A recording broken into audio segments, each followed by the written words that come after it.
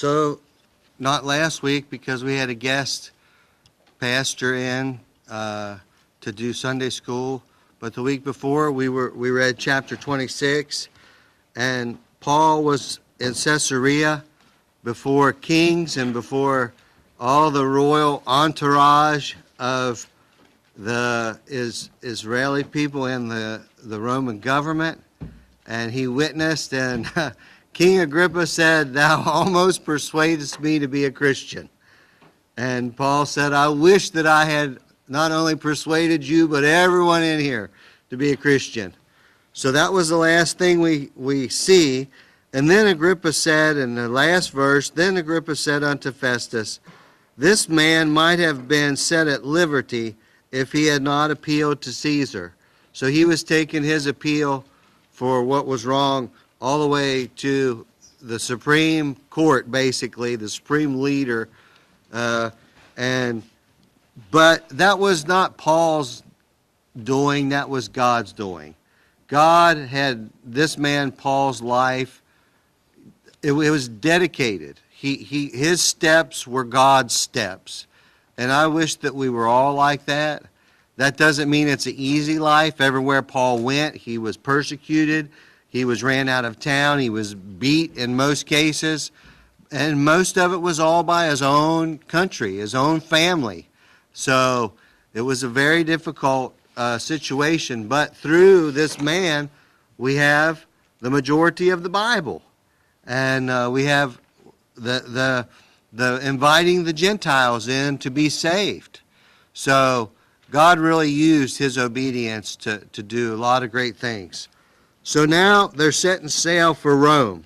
So who would like to read chapter 27, verses number 1? And when it was determined that we should sail into Italy, they discovered Paul and a certain other prisoner upon one named Julius, a centurion of Augustus. Okay, so Roman authority, a centurion, over 100 men, he's in charge of 100 men, and he was of a special group of these centurions called the Augustus band, and they're known. So he wasn't an unknown person. He was a known person, and they were going to accompany Paul to Rome. Verse number 2. Who'd like to read that one?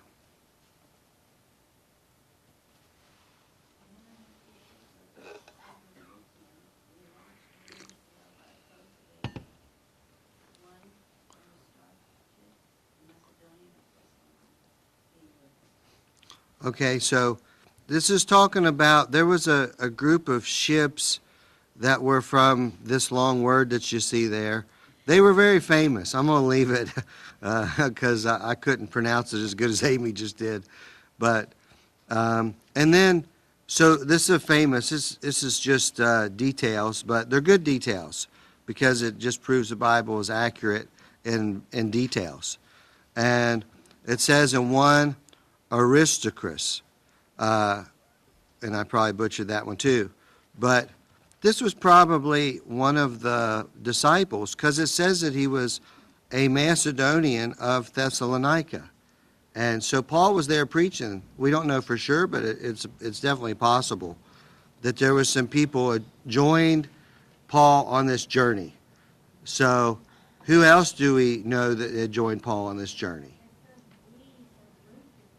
Yeah, the writer of the Bible, this book of the Bible, Acts, is Luke, the physician.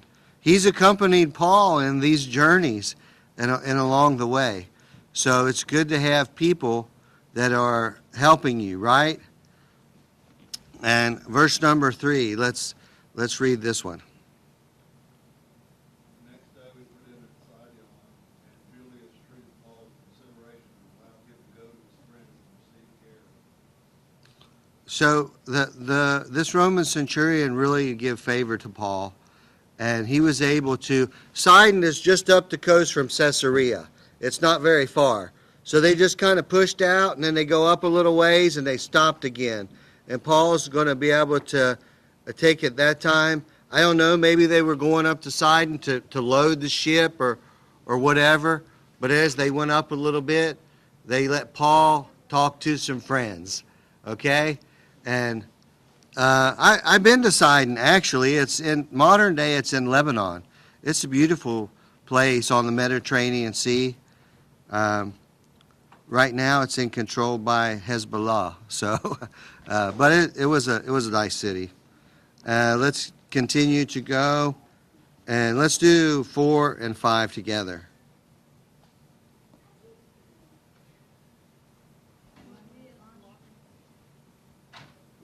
And when we had launched from this, we sailed under Cyprus because the winds were contrary. Yeah.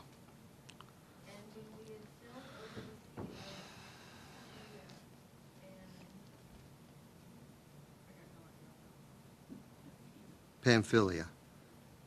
We came to Myra, a city of Lycia. All right.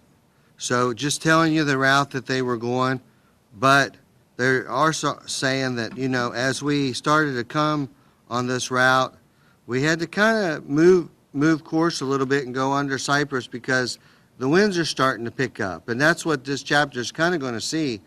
We're going to see some sailing hazards to this ship.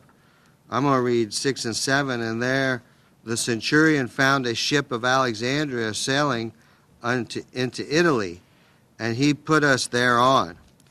And when we had sailed slowly many days, and scarce were come over against Cnidus, the wind not suffering us, we sailed under Crete, over against Salome.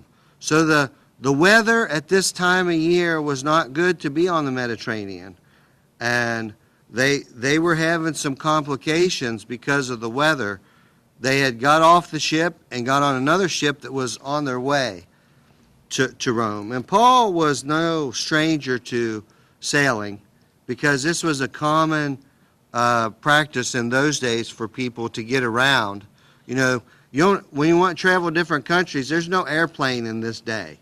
So they're not going to the airport and getting dropped off. They get on a boat and they sail up the coast and down the coast and in the coast and out of the coast to get where they needed to when it was out of country.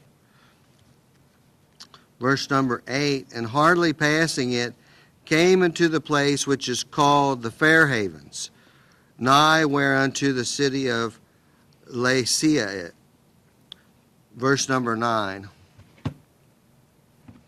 Who would like to read 9 and 10? And a considerable time had passed, and the voyage was now dangerous, and even fast was already over. Paul began to advise them, and said to them, Men, I perceive that the voyage will certainly be a damage and great loss, not only of the cargo and the ship, but also of our lives. So they should have got on it, even though that there was some wind and stuff. They should have started moving, but they waited too long. And now there's but the storm's getting worse, and the seas are getting worse. And it says, because the fast was now already past. That is referring to Yom Kippur, which is the Day of Atonement. And Jewish times, they would call that the fast, because it says during that day that people were supposed to afflict themselves. Like, you're not, it's not a day of like where you're supposed to eat, drink, and be merry, celebration. It's a day of, it's like for us, Good Friday. Good Friday is not really good, right? It's a day when we kind of think about Jesus, and we think about what Christ did on the cross for us. So it's not like a day where we're going to go out and celebrate like we do Easter, the resurrection, but it's a day of solemnness. So, and that's what the Day of Atonement is Christ was the atonement. So, but that's what that's referring to, because the fast was now already past. And that was in the fall. So it gives you a time period of where this was happening at.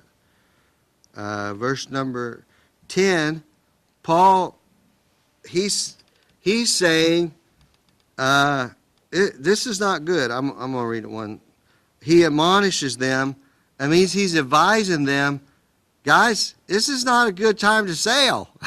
I mean, this could be dangerous. And I don't know if the Holy Spirit was just guiding him or if he just was really pretty well-rounded on the ocean or what. But he had sensed that probably don't need to be going right now, fellas. Already been shipwrecked a couple times by this point. Yeah, shipwreck was no stranger to him. Yeah. It's like being in a tornado. Every time a tornado comes around here, everybody calls me and says, "Preacher, get in a shelter." Well, I'm from Kentucky. We don't have tornadoes. And it's not like we're going to the store and going grocery shopping. And somebody calls me and said, "Hey, don't you know it's a tornado? Get in the house." And I'm like, okay, But I don't see the signs and pay attention to it. But thank you, whoever calls and tells us to take shelter, because we always do at your wisdom. Well, Paul has the wisdom here. He's trying to tell them, this is bad sailing, fellas. We don't need to be going right now. We waited too long. And he said, we're going to get hurt. So, verse 11, nevertheless, the centurion believed the master and the owner of the ship more than those things which were spoken by Paul. Well, think about it for a second. The owner of the ship, he's wanting to make money, right? He wants that ship to go. But he's like, well, I'm the captain. I know more than you. You're just a preacher, right? So, but, all right, verse number 12. Who'd like to read that one? Since the harbor was unsuitable to winter in, the majority decided that we should sail on, hoping to reach Phoenix and winter there. This was a harbor in Crete facing both southwest and northwest. All right, let's go ahead and read 13 too. When a gentle south wind began to blow, they saw their opportunity, so they weighed, anchored, and sailed along the shore of Crete. All right.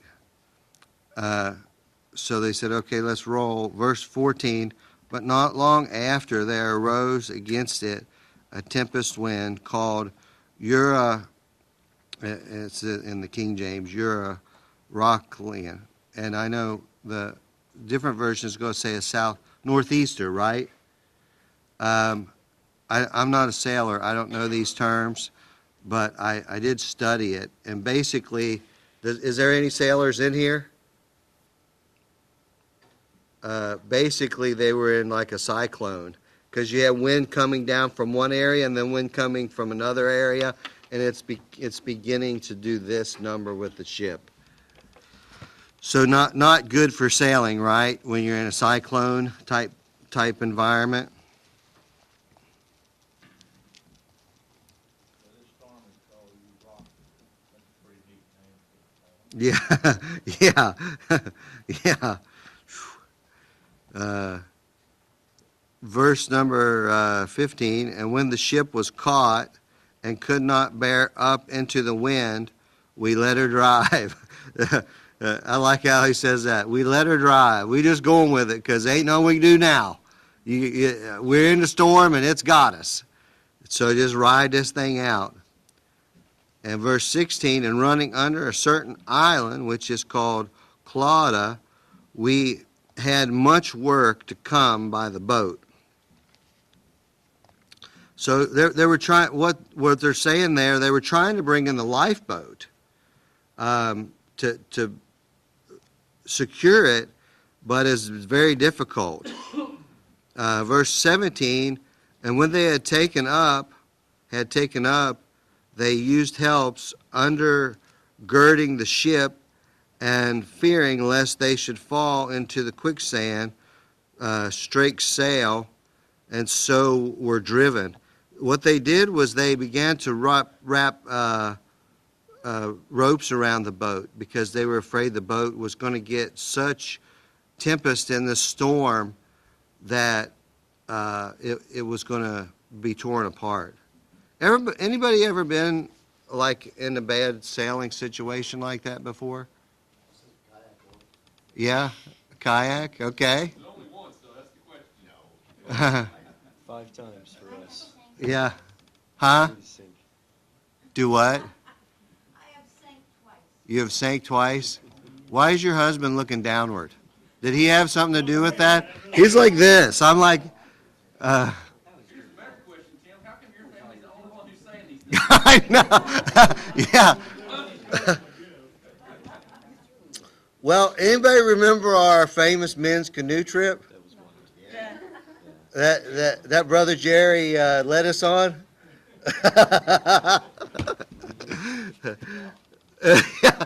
Oh, Joseph went down with the ship 5 times. 5 times.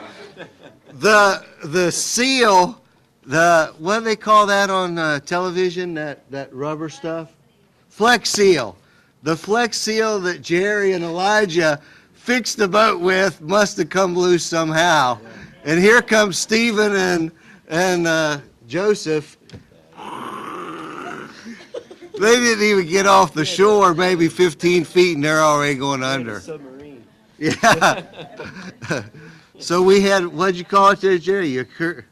We had a Urcurilan, whatever that is. Had a little sinking. But it was a blast. Everybody, I think everybody fell in except for 2 or 3 people. So, but it was good. Not.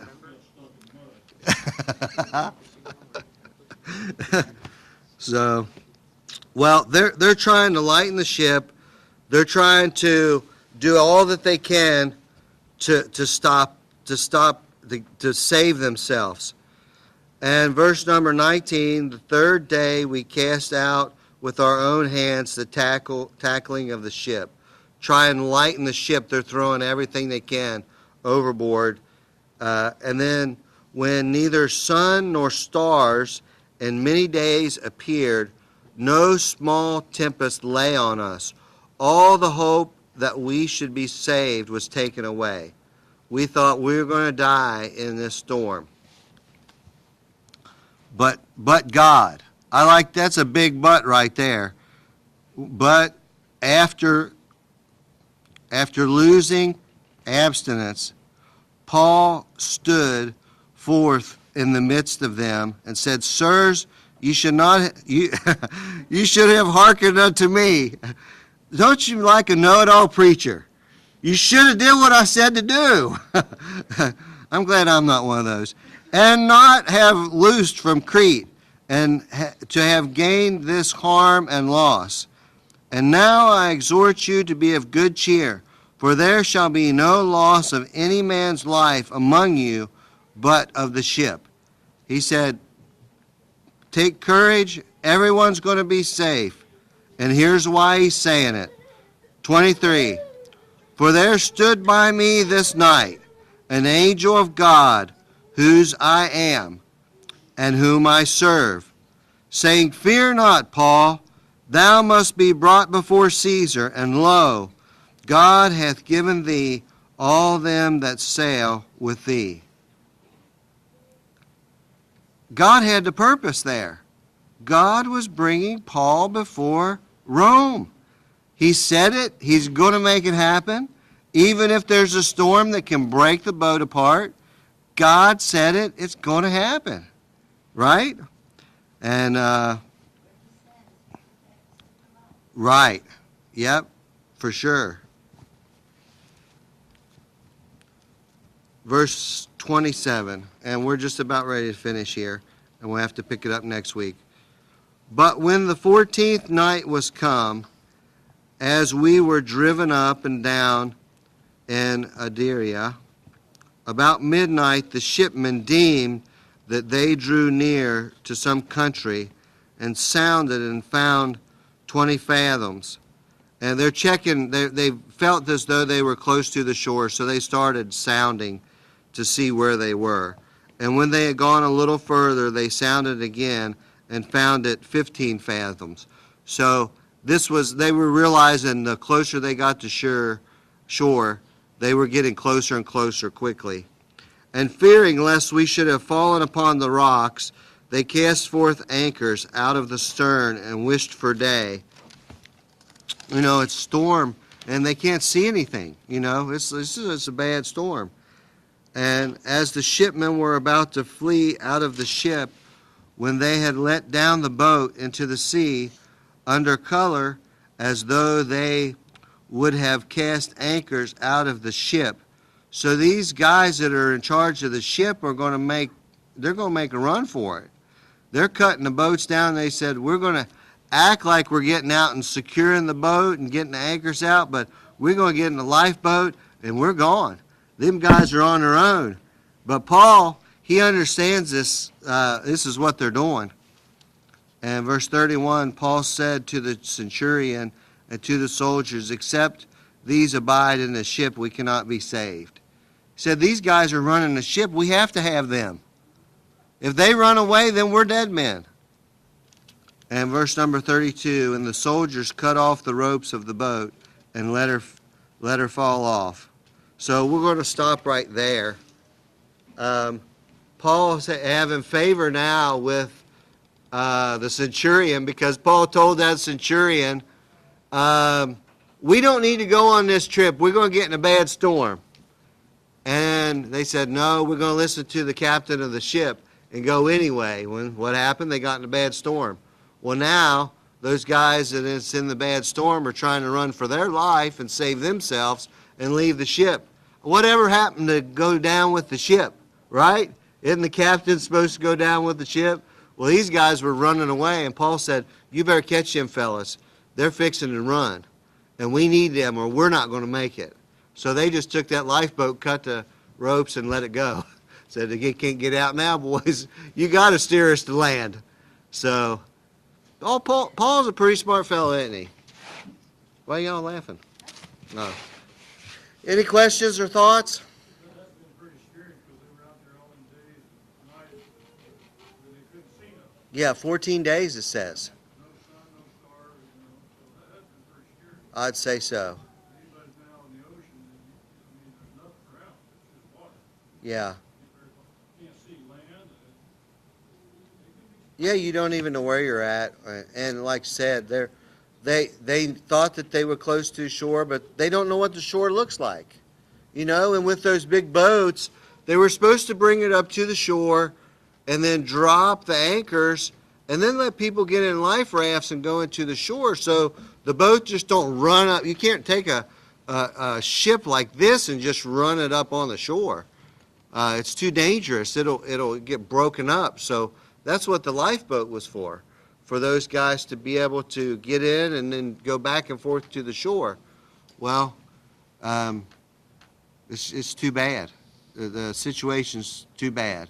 But as God told Paul, angel come and stood by me last night and said, Paul, just as I said, you're going to Rome and be before Caesar.